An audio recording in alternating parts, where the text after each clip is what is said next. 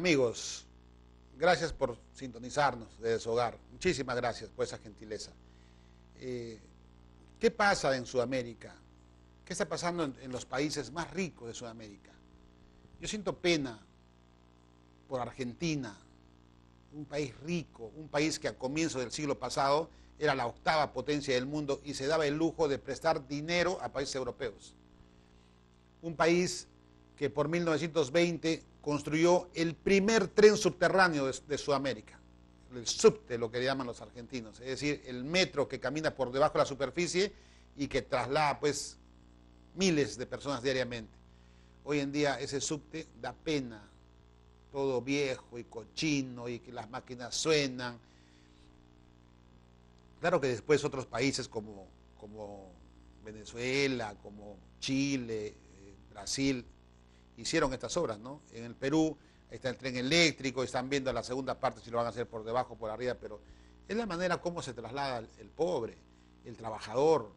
Un trabajador de una fábrica no tiene dinero para tomar un taxi para poder irse a su trabajo. Por eso que el tren subterráneo o el metro en todos los países es un lugar donde camina el pobre y el rico. En el subte, en el metro de Nueva York, decía un periodista de Washington Post, se puede encontrar un obrero de construcción civil y el dueño de un banco. Porque las distancias son tan largas de que el que tiene su carro lo parquea y toma el metro. Se traslada, trabaja y luego regresa en el metro y toma su carro. Pero decía, ¿por qué países tan ricos como Argentina hoy día están en crisis? Obviamente es por el liderazgo que ejerce quien está gobernando la nación. En este caso yo no creo mucho en la señora Kirchner, ni en su esposo que murió. Los veo medios, incluso para la campaña de Kirchner, Hugo Chávez de Venezuela mandó dinero y a un contacto de Hugo Chávez lo encontraron en el aeropuerto de Ezeiza en Buenos Aires con una maleta con $800.000. Eso también lo sabemos. Hugo Chávez ha mandado dinero a muchos líderes de Sudamérica con el fin de tener, pues obviamente, gobiernos amigos, porque él pensaba que en algún momento podían expulsarlo de Venezuela y tenía que saber a dónde iba a llegar. Con el petróleo que le da a Castro, a Raúl Castro, hermano de Fidel en Cuba, con eso pues tenía garantizado, digamos, su estadía en Cuba si es que le pasaba algo. Pero todos sabemos que Hugo Chávez murió y antes de morir él dijo en esas peroratas que se daba con toda la gente en Venezuela, le dijo, y el sucesor de Hugo Chávez es Nicolás Maduro. Acá está Nicolás Maduro. O sea que Hugo Chávez, en otras palabras, lo hizo presidente a Maduro. Pero Maduro no es un intelectual, Maduro no es un tipo que haya pasado por la universidad, Maduro es, con el perdón que me merezcan todos los choferes de buses, es un chofer de bus. Y eso no es nada malo. Uno puede ser chofer de bus, chofer de combi, puede ser comerciante. Pero yo creo que para ser presidente de una nación se debe tener un amplio conocimiento de las cosas, conocimiento que por lo demás te lo da una universidad. Y si es una universidad de primer mundo, me estoy refiriendo a una universidad de Estados Unidos o de Europa, mucho mejor, porque las principales universidades del mundo están en Estados Unidos y en Europa. Las 5 primeras universidades del mundo están en Estados Unidos. Por eso que son una potencia mundial, por eso que es un país grande, con una economía muy grande, porque todo nace del conocimiento del ser humano. Hace muchos años, dijo Aristóteles, si no me equivoco, solo sé que hay un bien que es el conocimiento y solamente sé que hay un mal que es la ignorancia.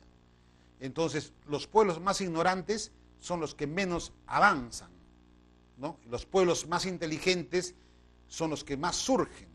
Entonces, los gobiernos, por ejemplo, de Europa, Estados Unidos, invierten más en educación porque saben que están formando generaciones que más adelante van a gobernar su país. Ese es el concepto que yo también manejo, que yo también creo. Yo creo que hay que invertir mucho en la educación, pero la educación desde que el niño va al jardín. Esos niños que van al jardín, que van al colegio, tienen que terminar la secundaria hablando perfectamente el inglés, que es el idioma universal con el cual se pueden hacer muchas transacciones y negocios internacionales. Yo particularmente creo eso. Ronnie Jurado cree eso. Si yo fuera presidente regional de Tacna, lo primero que haría, y diría, sería de que el inglés sea totalmente obligatorio y que los colegios enseñen a los chicos a hablar, a pensar, a escribir, a redactar en inglés. Lamentablemente aquí en Tacna eso no sucede. Mis hijas han estudiado en el colegio Santana y mi última hija, Renza, ha estudiado en el Humboldt, pero ellas no han aprendido inglés ahí. Yo he tenido que pagarles en el cultural peruano norteamericano para que adquieran el inglés, que lo sé desde muy pequeño, que es vital para un ser humano.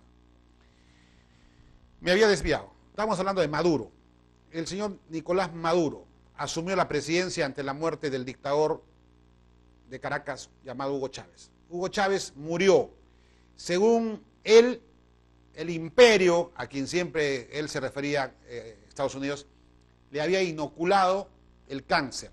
O sea, hay una teoría por ahí que dice que los americanos, como son enemigos de todos los líderes comunistas, socialistas, entonces andan por ahí como una ambulancia disfrazada buscando a todos los líderes comunistas para meterles un virus llamado cáncer. Yo no creo eso, pero eso dicen mucha gente. Me refiero a los rojos, a los comunistas. Y yo digo, entre mí, y si el señor Chávez piensa eso, o sea, ¿cómo le inocularon el cáncer? Para comenzar, ¿se puede inocular el cáncer con una jeringa? Si me dijeran del SIDA, yo puedo decir sí, ¿no? Porque alguien tiene una jeringa sangre de un portador del VIH y se lo pone a otra persona, le transmite el virus. Eso me queda claro. Pero el cáncer se puede transmitir. Ahora, eso por un lado. Por otro lado, el presidente Hugo Chávez no tenía su guardia personal y nadie se acercaba a donde él. O sea, alguien puede meterse por encima de la guardia e inocularle esto. Y luego hicieron extensivo, ¿no? Dijeron que también el presidente Lula haya pasado por ese trance. En fin, ¿no? ¿Qué otro líder rojo en Sudamérica? Kirchner, que ya murió. Y dicen eso. Yo no creo eso, pero en fin. La cosa es que Nicolás Maduro llegó al gobierno. Llegó al gobierno de uno de los países más ricos de Sudamérica, quien tiene las reservas de petróleo más grandes del mundo. Pero por ese compromiso que tiene con los cubanos, diariamente tiene que darle pues 1 millón de barriles de petróleo, ¿no? Y gratis. ¿A cambio qué? ¿Con qué le paga Cuba? Le envía contingentes de médicos, ¿no? 1.000, 2.000, 3.000 médicos que en Venezuela los mandan a los pueblos más jóvenes, más pobres, para que atiendan a la gente, las curen. Por eso que la gente votaba por Chávez, por el asistencialismo que hacía, ¿no? Les subvencionaba, en fin, el petróleo es baratísimo en Venezuela, creo que el galón pues, cuesta $1, algo así. Pero una nación no puede vivir permanentemente los subsidios y Venezuela es un caso típico. Venezuela tiene mucho petróleo, pero todo lo tiene concentrado en una empresa estatal llamada PDVSA, que nadie sabe sus balances porque eso lo maneja el presidente de la República. El ministro de Energía y Minas es el presidente de PDVSA. Y ellos de ahí sacan el dinero para todo. Es la caja chica el gobierno. Todo lo que quieren sale de PDVSA. Pero cuando un Estado, cuando un gobierno maneja una empresa políticamente, ¿a dónde la lleva? A la ruina. Cuando un privado, si un privado maneja su petrolera, con lo que gana, invierte, trae nuevos equipos, compra tecnología, amplía sus refinerías, exporta sus productos, cada vez busca productos con valor agregado, ¿no es cierto? ¿No? Pero si lo maneja el Estado, que dé petróleo, todo lo que se pueda dar y lo que les voy a decir no me van a creer. Venezuela exporta petróleo y luego importa gasolina, cuando muy bien puede poner una refinería o abrir el panorama para que vean inversionistas y pongan dentro de Venezuela refinerías y obtener gasolina de 84, de 90, de 95 octanos. Pero no lo hace. ¿Por qué? Porque una cúpula de incapaces gobierna Venezuela. No hay democracia. Hay un parlamento donde la gran mayoría es chavista y donde le han dado todos los poderes por 1 año para que Maduro haga las leyes desde el Palacio de Gobierno, haga algo así como decretos leyes. Entonces el Parlamento simplemente es un apéndice. Ahí están, la vez pasada los han agredido, les han pegado a los diputados opositores, vinieron acá a Lima a quejarse. Y yo veo a Venezuela convulsionada, veo a los estudiantes en las calles, veo que la gente protesta permanentemente, veo que hay líderes como Leopoldo López, como Enrique Capriles, que salen a la palestra, el primero de los nombrados hoy día preso y el segundo libre, pero esta crisis es muy grande. hay más de 30 muertos, han cerrado todos los medios de comunicación opositores. El control de importaciones lo maneja el Estado. Es decir, si tú tienes un periódico y tú quieres importar papel, tú tienes que pedirle permiso al Estado, señor, yo necesito dólares. Y el Estado ve si te aprueban o no. Si eres oposición, no hay dólares. Pero si eres un ayayero, toma los dólares.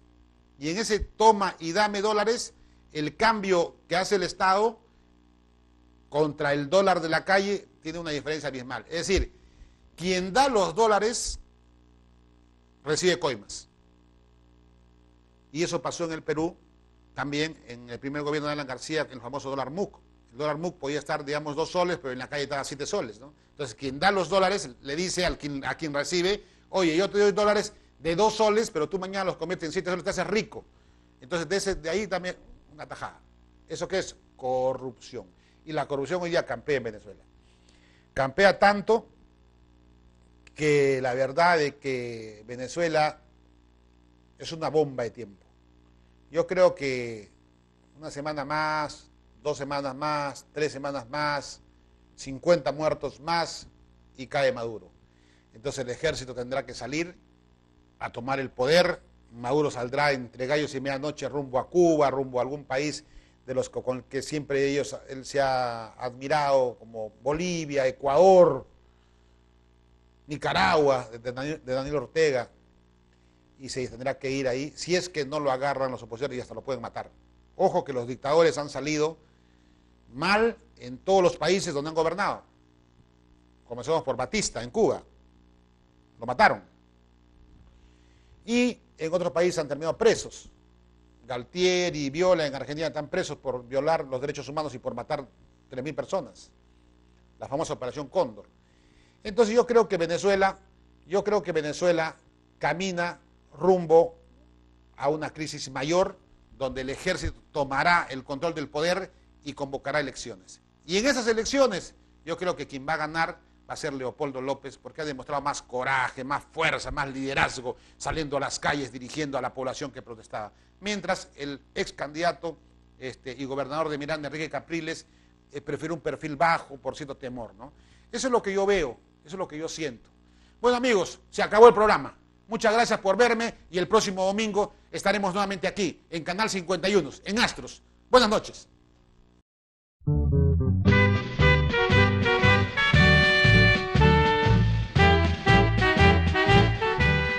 El presidente Alejandro Toledo anuncia la creación de la zona franca de Tacna. Vengo a anunciarles con profundo orgullo que mi gobierno ha tomado la decisión de instalar una zona franca comercial, industrial y turística. El Ejecutivo no cumplió lo prometido. El pueblo salió a las calles. Las primeras gestiones con el Ejecutivo fracasaron. No llegó a ningún acuerdo con el presidente, señora. Ningún acuerdo. Porque el señor presidente, él es el que manda y no sus ministros. Tacna se levanta por una zona franca. Tacna se levanta por una zona franca. La protesta y exigencia continuó en las calles de Lima. El congresista Ronnie Jurado explicaba qué zona franca quería Tacna. Nosotros queremos contraponernos al norte chileno, a Iquique y Arica, que sí son zona franca que Chile les ha dado. Junto a autoridades y representantes de Tacna hicieron escuchar su voz en Lima. La exigencia de la zona franca fue constante. Y el Estado chileno, señor ministro, ha adoptado medidas de promoción de lo que es Iquique y Arica, que vienen siendo enriquecidas en desmedro del sur peruano. Por eso que la zona franca de Tacna es la respuesta estratégica del Perú hacia la agresión económica que tenemos de Chile hacia nosotros. La ley de zona franca se discute en el Congreso. En el uso de la palabra como autor del proyecto, el congresista Ronnie Jurado. Necesitamos una zona franca, señor, para promover el comercio, para promover la industria de exportación. Por eso, señor presidente, yo invoco a los congresistas de este magno Congreso, invoco a todas las bancadas para poder aprobar por unanimidad este proyecto. Detengamos el tiempo un segundo, señor, y démosle a Tacna realmente lo que necesita, porque Tacna es una ciudad que estará eternamente agradecida a todos ustedes. Muchas gracias. Se promulgó la ley de zona franca y zona comercial de Tacna. Se ganó una gran batalla, pero faltaba corregir lo que el Congreso modificó del proyecto original. La lucha continuaba, con movilizaciones cada vez más unidas del pueblo de Tacna, con el respaldo de sus autoridades y la gestión parlamentaria decisiva. En sesión permanente se defendieron los intereses de Tacna. Ahora, un nuevo triunfo. Se promulga la Ley de Modificaciones de Sofratacna. Firma del señor Presidente Constitucional de la República.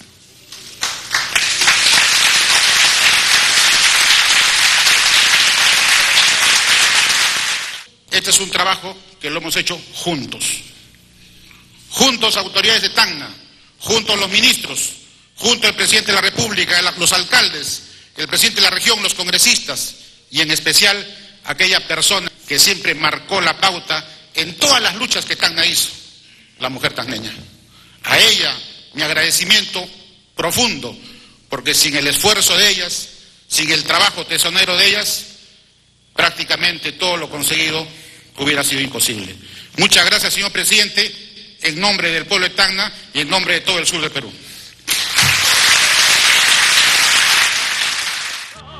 Zona franca y zona comercial de Tacna, una conquista de la unidad del pueblo de Tacna.